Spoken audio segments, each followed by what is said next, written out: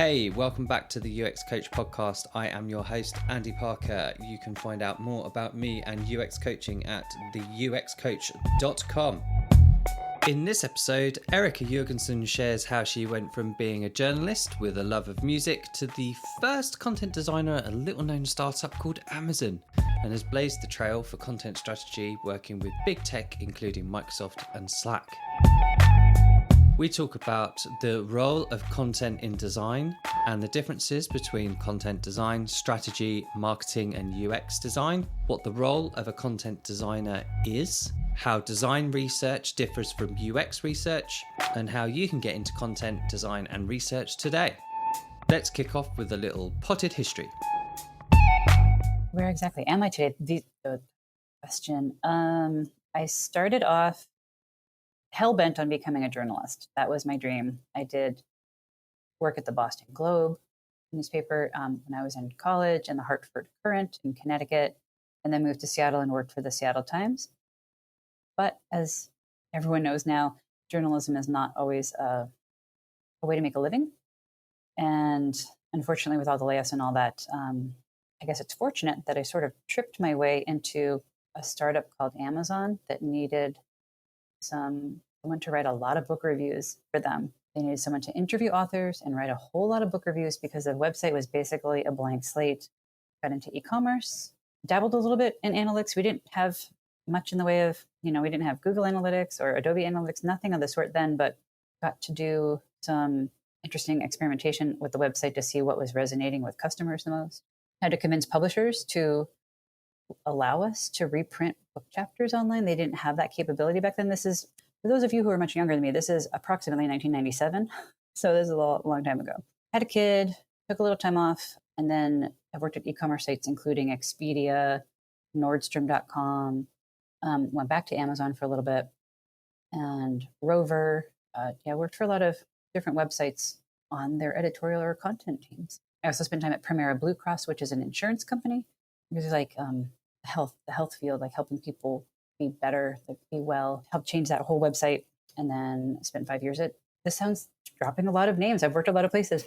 Worked at Microsoft for 5 years, first in content marketing and then in content design. So yeah, I've seen a lot of different places and worked in content at a lot of different companies. So I'm interested to know the sort of main differences in your writing style or the way that you think about writing from when you're doing, say, like an op-ed for the Globe versus something for like a Blue Cross website, that kind of thing. There's quite a lot of similarities. Actually, if you want to lead with the most important information and add detail as you go along, I think there's just so much parallel between journalism and content design. It's uncanny. I know a lot of former journalists who are in content design. Of course, content design, we write much tighter, no extraneous words whatsoever. In that way, it's challenging.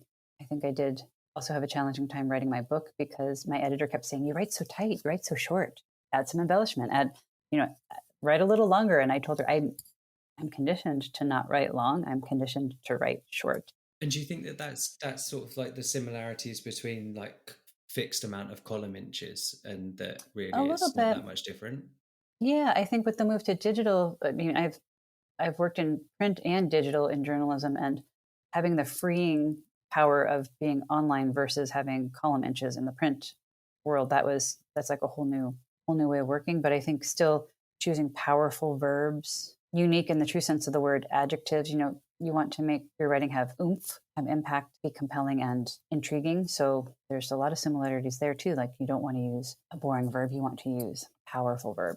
And I think that's one of the tricks I've definitely taken from journalism to content design is make every verb powerful. Big things we're sort of here to talk about today is the concept of content design for anyone that has not really come across that term or has seen it a lot and still doesn't really get what a content designer is and what the difference between a content designer and a copywriter, for example, or a UX designer is. There's this sort of extension to this, which is what the book is about, which is content research. And again, what's the difference between doing content research and how is that different to user research or UX design research? Such good questions. Yeah. Break all of that down for us. Talk to us and explain like what this space is. I think it's a little, I don't want to say controversial, might not be the right word, but content design is a fairly new term. It's only been around for a few years. To me, it's choosing the information that your audience needs to know and making sure it's in the right format. So that's where the design part comes in. Like, what is the right way to deliver that message to your audience? And I'm thinking about like a mobile app, do you need a drop down menu? Do you need a pop up? Do you need a tooltip? Those kind of things. Traditionally, these were chosen by designers, UX designers or product designers. UX is best when, or most effective when researchers, content designers, and product designers all work together to figure out what is it that someone in your audience needs to know. And that's a very boiled down definition, I think. And it's different than content strategy. To me, content strategy is doing some of the legwork, doing some of the discovery work. Who is our audience? What do they know? What is their context? What context do they need? Does your app or website have too much information for them, just enough? Or within like a specific experience, what do they need to know when? And I'm thinking, an example to bring this home, I used to work for Microsoft's Office apps. When you're buying Office, that's a lot that's going on in your brain as you're trying to buy Office. If you're a small business owner, if you're an enterprise company, you've got a different mental model of what you need. You probably have different levels of knowledge about what you're buying. The content that I included in those experiences was very different for an entrepreneur or a small business owner compared to the enterprise customer who's buying like 100,000 licenses. Yeah. So what information does a customer need to know? How to describe it to them? Call to action, buttons and links and things like that. You just want to give them just enough information at the right time. I think UX writing, if I were to differentiate UX writing from content design, is kind of like 5 or 10 years ago where designers would take a stab at what wireframes they thought were appropriate for whatever you're designing. And then they would put in lorem ipsum placeholder content or text for the UX writer or copywriter to fill in. And that's not a way to set anyone up for success. That's when things go wrong when you design that way. Yeah, the most successful companies I've seen, or organizations that make a lot of money, they save a lot of money by reducing calls to their customer service team. They know that content design is valuable and worth the investment. Sweeping generalization, content designers are vastly outnumbered. Most places I've seen, like sometimes I've seen like 17-to-1 ratios of product designers or product managers to content designers, which is, I'll just get on my high horse and say that that's not a recipe for success for anyone. I mean, and I think it's user research is similar to that seems to be chronically understaffed, which is silly because when you have a UX researcher and you know what your customers need to know, of course, whatever you create is going to be more successful. Content strategy is the what we want to do. Content design is more the how we're going to do that.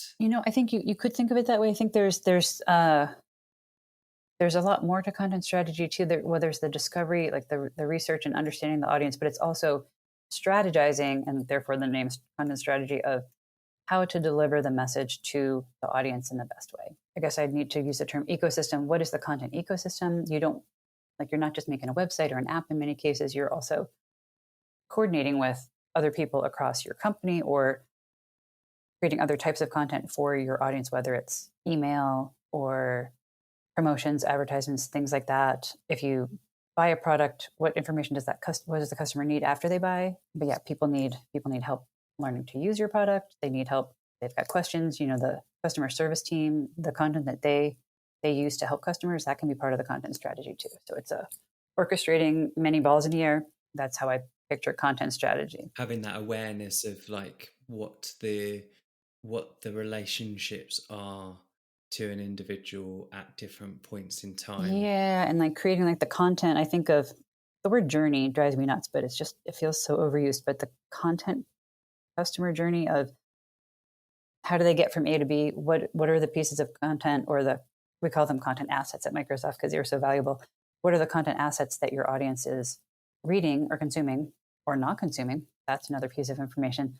What are they looking at as you help bring them from point A of like being aware of your product to point B, which is hopefully buying it, using it, being a loyal customer for however long. Content designers also need to think about the big picture. You're not just writing like a call to action button for a single screen on an app, it's well that needs to be consistent across. If you're using a special verb or a unique term, you need to be consistent throughout the content that you're creating. How you deliver that content to your customer is a whole other can of worms, whether it's through a content management system or if you work with your engineering team to get it live, that's a whole other can of worms. It's a can of worms. That would be content operations.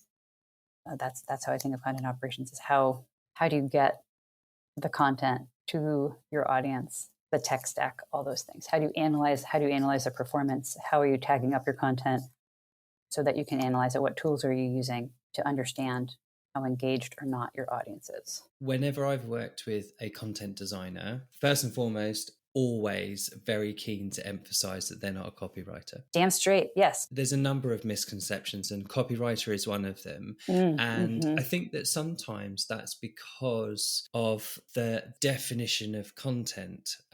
So we've already talked where you could imply from it that the fixation is on copy, that it's on text, and words matter. So it's about what are the right kinds of words to use there, whether you're using accent-based language or being from the UK and working a lot in the public sector. We have government digital service design principles which state that you should write to match the competency of a particular learning group so that it applies to everyone, that kind of things. So let's expand that out. If we're thinking about what someone needs and the way in which that it needs to be delivered, and then we are producing that, how is that different to a copywriter? This might be just me, but I find the word copy to be minimizing. That content is more broad and all encompassing. The word text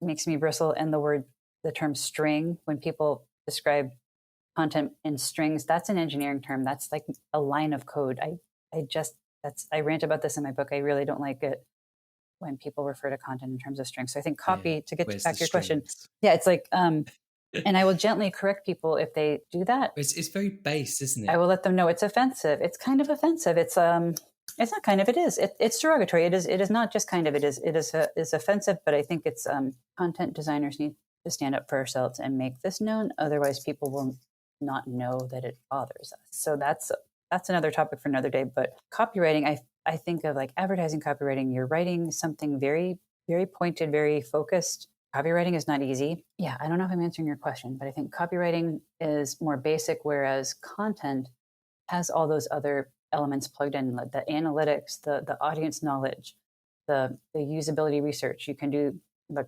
content research to inform your word choice, that kind of thing.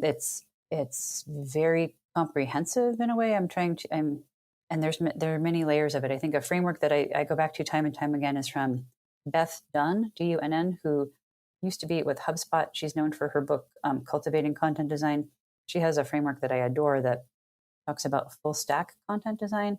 And there's like the surface layer, which is like voice and tone. Not that surface is superficial, but the three layers at the top is like voice and tone and word choice and things like that. Very important, but not the meat of it is structure. Like how are you creating the content? Other parts of it, like accessibility, like more important elements. And then at the bottom is the strategy of what on earth are you doing? Like, how are you getting this content to your customer? All the other pieces that go with it, that orchestration, the kind of the engineering, the operational elements of it. That's really like, that's a lot. So I think of her full stack content design model as a great way of thinking of content. And that's way more complicated than copy, just the words. It's very much about understanding the material. And I use that term in the same way as we, like in perhaps an industrial term. For some reason, with this season of interviews, I've gone back again to founding UX thinking of architects. That's the scene that I'm seeing from what you're describing, is that the content design itself is moving into that similar era of UX design of this is about that generalist to an extent, like the T-shaped person that's got a good foundations in some core skill sets, and then maybe goes really deep into it. Yeah. I think you're hitting the nail on the head. Like the skills involved in content design, there's so many. And I think thinking back to the copywriter content design comparison, copywriter, you get a creator brief and then you go off on your own and you can do the writing and bring it back to your team and get some feedback. Content design, I'm continually partnering with engineers, with product managers, to wrangle the constraints. Like, what are the constraints of the engineering teams, the staffing? Like, how many engineers are going to help me bring this experience to life? Understanding that part of it is very complicated, but very important. Like, I can't just determine that, oh, we're going to make an interactive experience that, very flashy, or you have to think about the load time. You have to think about who's going to be using this. We have to think about accessibility. Like, how are we going to make sure that screen readers, people who are using screen readers, can consume the content? There's so many elements to that. It's a lot, and it takes a village of people, PM, design, content, engineering, to make that happen. I think it's very much the way that these roles and responsibilities have evolved as well. I think you still quite easily will go and see a job ad for UX/UI designer. I mean, I actually saw one today, so that's definitely still out there, and that demonstrates to me that if I see that, I will take the maturity level of that organization being in a very specific place. Absolutely. Which is right now we are either of the size or of the understanding that what we need is someone who's going to draw the thing. We've heard that you need user experience thinking behind that, and not really sure what that means.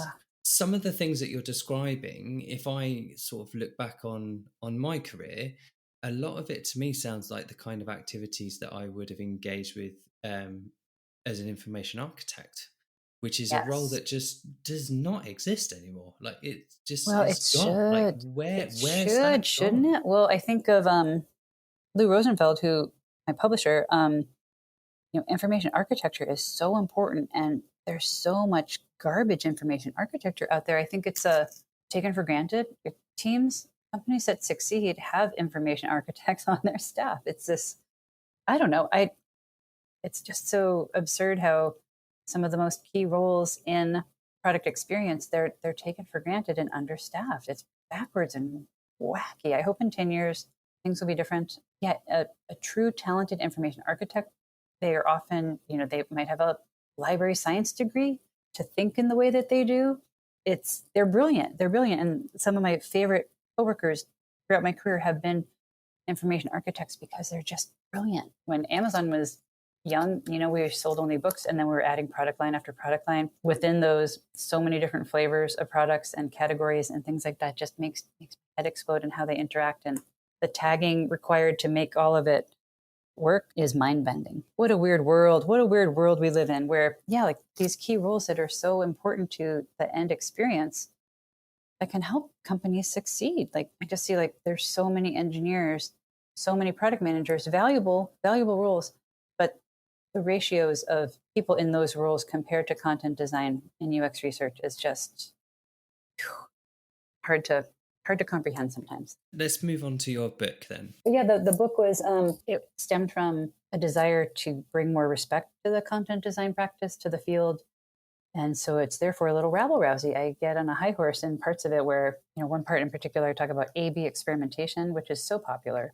So many companies, especially startups, because they're trying to get investment. The startup with 20,000 views that they can actually use for it. Well, yeah. I mean, I think people love A/B experimentation because it gets you data, and that data is usually statistically significant. But people like to go around talking about stat sig like it's the best thing in the world, when it is time consuming, when it takes up resources, when it requires coordination across so many teams, depending on how you are able to launch your A/B experiments or ABCDE multivariate experiments. That experiment, and you're introducing risk by showing your customers content that is not proven. I'd say content research can obviate the need for A/B experimentation or replace it entirely. You don't always get the statistical significance, but if you launch content that you have vetted with your current customers or a proxy audience to your customers or audience, and know confidently, hey, most people like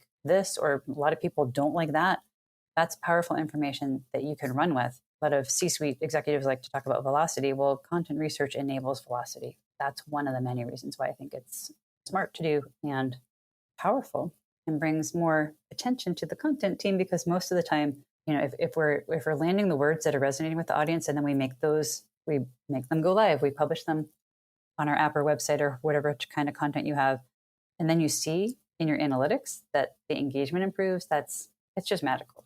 A lot of design decisions can be tested, but to me, like, the most powerful, transformative customer experiences I've seen are based on the words. It's not the design. It's not the color of an icon or the color of a content or a color of a CTA call to action button. It's the words that are clear, just enough information to help build confidence.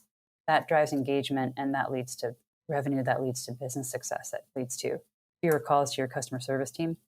And that's like dollar bill signs right there. What I really like about the approach that you've taken with it, like a lot of the books that are coming out through Rosenfeld at the moment, is that it's not just a big like thesis on a topic. There's some really great points, like counterpoints, like the one on A/B testing. I greatly enjoyed that. I hate anyone that wants me to do A/B testing. I will probably not be friends with for very long. Oh, really?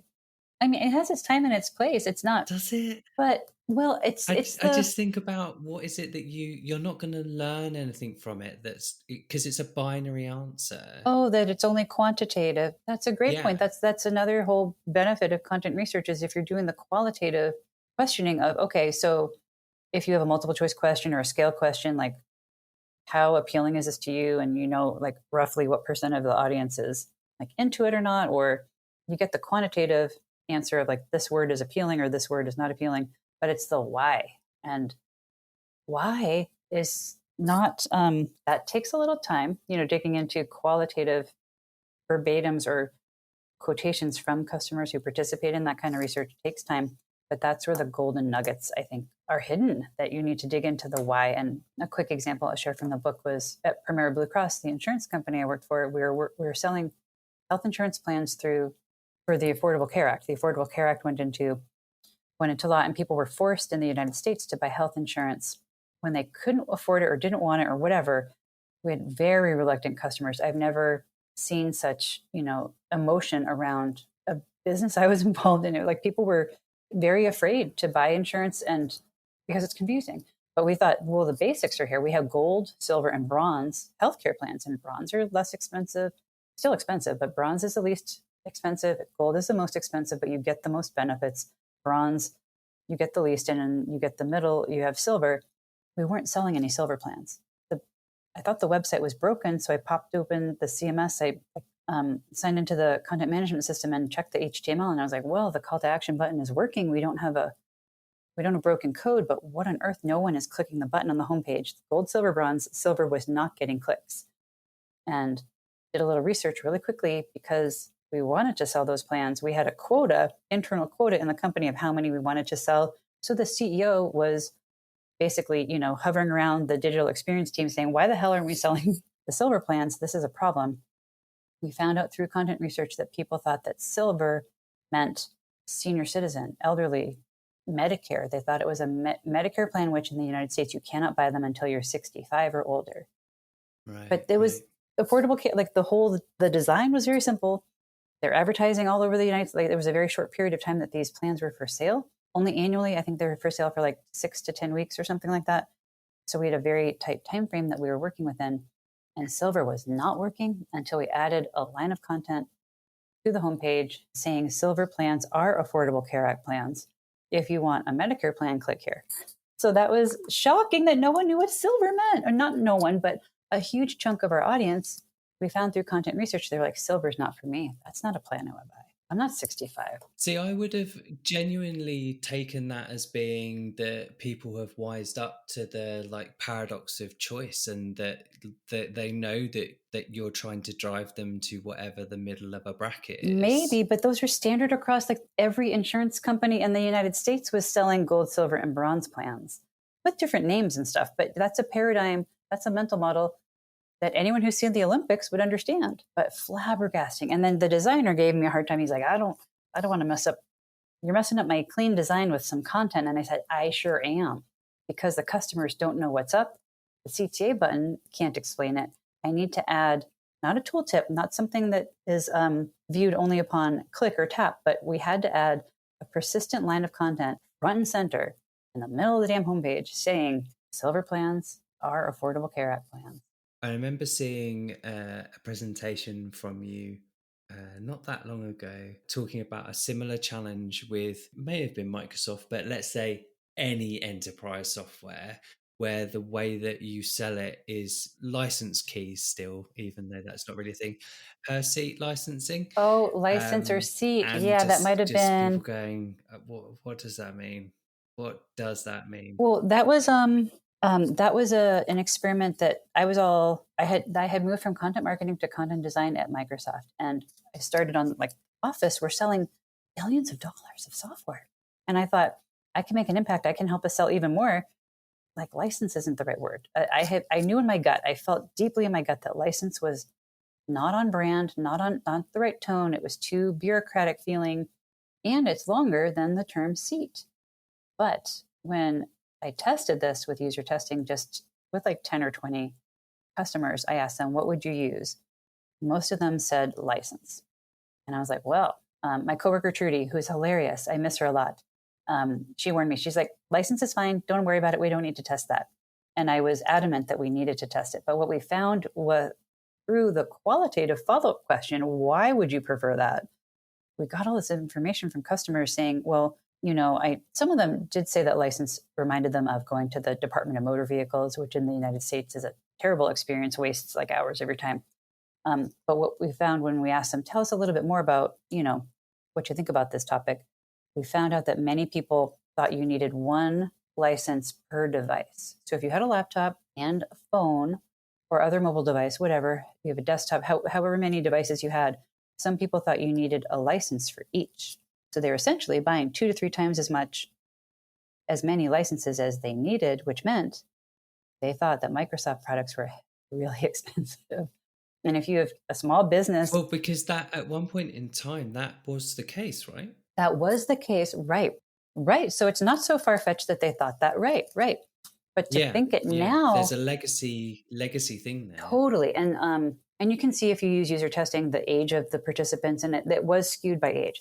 Some people who were older did believe that you need one license per device. But this was mind-blowing to us because there's no mention of that. The user flow for sign-up did not include any information to that. We didn't guide people. We didn't give them this information that, oh, by the way, you only need one license per device or per user. No, you only need one license per user. I misspoke. It is one per user, not one per device. We found out that enough people were overbuying. That was interfering with loyalty. They were not renewing at the end of the year when their subscription came up for renewal. They were like, no way, I'm not going to renew because it's too expensive. And the competitor is Google.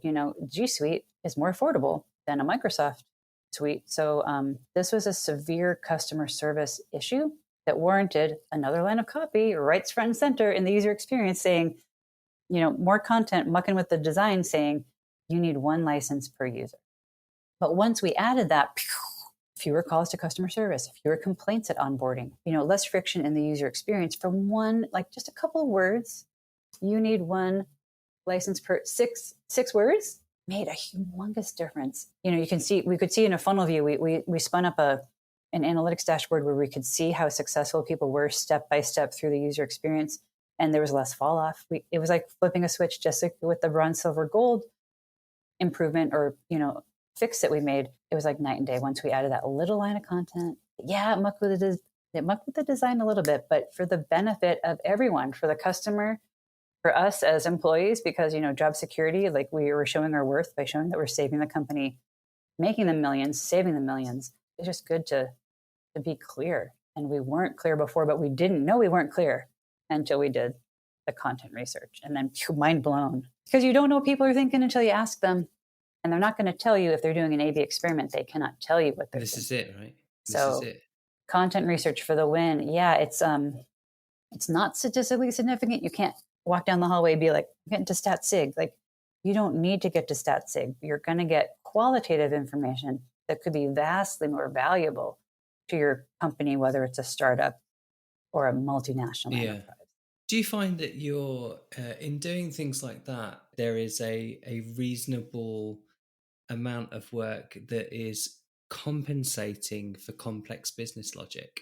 Is there a tipping point where you're basically just trying to reduce the amount of exposure that people have to really crappy business design? Oh gosh, there's a whole chapter in the book on that. Well, business jargon, yeah, I think depending on your industry, people like to sound smart. And a lot of people think they sound smart when they use gigantic, complicated words or acronyms. Yeah, there's that whole issue. And there's a lot in the book on that. But I think to get to your point about like the organizational environment, when you're in whatever company you're in, there are teams. You've got PM, you've got design, you've got research, you got marketing, you've got brand, you've got business development. All of these silos are often brought into alignment, or how do I say this? Content research can smooth the frosting, as it were, of the bumps and like the cracks in the silos of our organizational structures. So this is a role that I think people who work in content naturally kind of function as like the glue that holds the company together, really. Maybe we shouldn't, maybe that's too much of a weight on our shoulders, but when you have a PM, product manager who thinks like a PM and talks like a PM and has an MBA, and like their jargon to them is a way of being almost. And then you got marketers who talk their own language and they want to shove every feature that's in a product onto the app or website, getting all these different roles to the point of simplicity often is the role of content, for better or for worse. I think, to bring up the Microsoft example again, selling Office, people came to our checkout flow from very complicated marketing landing page that had so many bullet points and so many icons that if I were an entrepreneur, like used to using, I don't know, Google Docs, and came to that landing page and I was like, I don't even know what this icon, like they don't know what the PowerPoint icon looks like. They don't know what the Excel icon is for. Like there's so much complexity that we take for granted when we work in business, when we're steeped in our products and features. We don't think like our customers. Content research kind of pulls back the curtain and helps us remember we are not our customer. We talk jargon. We're biased. It kind of blows our biases out of the water. And it's very valuable for that reason. Like people were like, we need the colorful icons here. And I'm like, no, we need to tell people it includes spreadsheets and it includes, presentation software. We don't need to tell them about PowerPoint and Excel when people don't know what PowerPoint and Excel are, or we assume they do because we work at Microsoft. Like, no. You have to know what your customer knows. And content research can often help you understand that very distinctly, very vividly, and learn how people are struggling to use your app or your website because you're not being clear. It brings you down to earth. The future. So people who are coming out of school right now, we've started off as one thing and then things have emerged and we've moved into these other spaces and we've been involved in kind of their evolution and helping define them. Mm-hmm. Now they're defined, they're there. So there is potential for someone to start at this point. I'm interested to hear what you think they can be doing to move into it. Yeah, but I think it's hard to, and I've seen this when I've been looking to hire interns or entry level. It's really hard to work in an entry level role in content design because it is such a complex field. And that is a challenge that I was just talking with Christina Halverson and a group of content designers about this. Like, how do we help people get into the field? We want more people. We don't want to have 17-to-1 ratios. We want more people to work in content design, but it is not an easy field to break into. UX in particular isn't an easy field to break into, but I think there's a distinct gaping lack in educational programs for content design. There are some certificate programs, like legit certificate programs, like through the School of Visual Concepts here in Seattle. Their website is svcseattle.com. um, and UX Content Collective. I think theirs is decent too, but you can't get a bachelor's degree, you can't get an undergraduate degree in content design, but you should. And that's like my next passion project, I think, is helping universities, including the University of Washington, support people in getting into content design. You can become a product manager, you can get a degree in product management, you can get a degree in product design, but you can't yet get a degree in content design. And that is a challenge. That is something that needs to change. And I plan on helping with that. I think the HCDE, the Human Computer Design and Engineering program at the University of Washington, is so well known globally, part of the information school, hugely respected. They need a content design program. And I'm not saying I'm going to become a professor as my next job, but maybe, because it's a good thing. I think teaching as a side hustle while working in UX is draining. I've done that. I taught at the University of Washington. I taught a web analytics course while working full time, and that is hard. But we need more content designers, more people in content to mentor and to think about that gap in education. Like the boot camps, the predatory boot camps are a dime a dozen. They're everywhere. I've seen way too many portfolios from people who've been in those boot camps that aren't teaching them, aren't preparing them to work in this multifaceted, fascinating field. Maybe there's a book in that. Maybe I can't write another book anytime soon, but I'm half joking. It's a thing. People should be able to, and not necessarily get a university degree, but we need to help people move into the field and thrive in the field and not struggle so much, because the day-to-day is just, it's challenging enough. We need to help people join at the entry level, succeed in all stages, and we need more senior roles. There's a big gap. I was working on this at Microsoft, of principal, even senior director roles in content design are hard to come by.